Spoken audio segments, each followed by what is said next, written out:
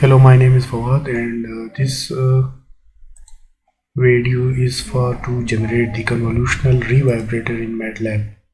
So I'm going to generate a convolutional revibrator for which I need some inputs.wav file. So I have downloaded from the internet some audio, and the name of that audio is input.wav. What I will do is I will load this file into the MATLAB. I will read the audio through audio read command, and I will run this code step by step so that you may know that what each line do. The first line of code has been executed, and you will come to know that there are two variables now in the workspace. The first one is y and the second one is f of s, which is the sampling rate. Y contain a total number of samples, which are 20,000. The next line of code, the y length, represents the length of the input audio signal. The total number of samples are 20,000. The next line shows that how much time it will require to play this sound completely. So the time it needed is 9.0703 seconds. So the total number of sample divided by the sampling frequency will show me the total time required for this sound to play. In the next line we will generate the time axis of the audio. Then we will play the sound.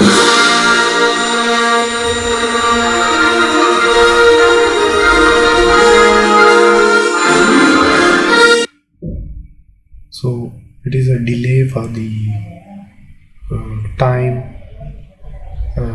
during which the audio signal will be played in the background.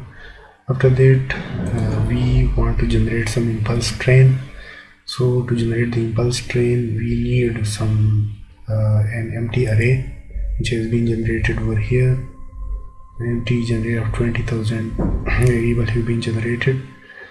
After that we will display some text in the command window so that the user may enter the pattern of the impulse train. Please input the desired impulse. After that I will input some values.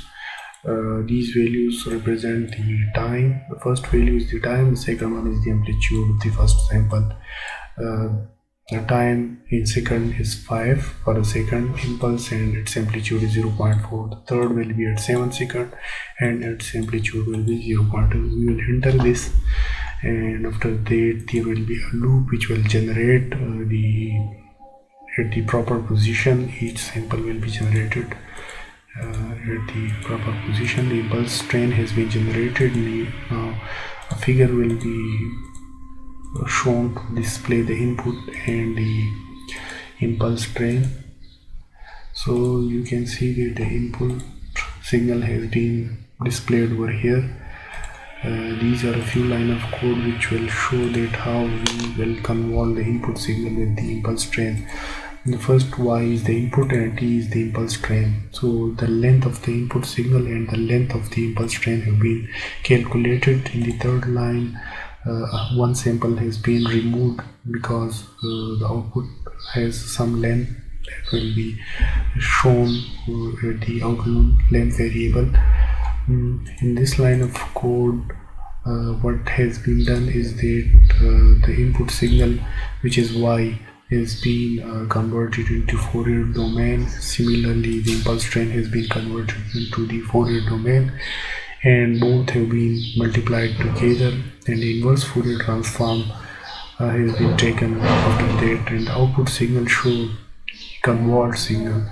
Since we know that when we convolve, when we multiply two signal in the Fourier domain, it is similar that we have convolved those both signal in time domain. So we have taken the Fourier transform of the impulse train and the input signal, and we have multiplied them together, and then after inverse Fourier transform we have shifted them into time domain, and the output have been stored over here. After that the normalization process has been taken place. Now we will display the impulse train, that what sort of impulse train has been generated.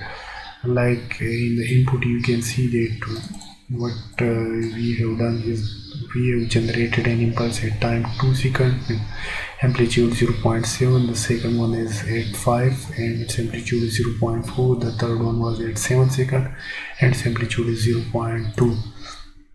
So all the impulses have been generated. Now the length of the output signal and its time axis have been generated, and the third plot show the display the output signal.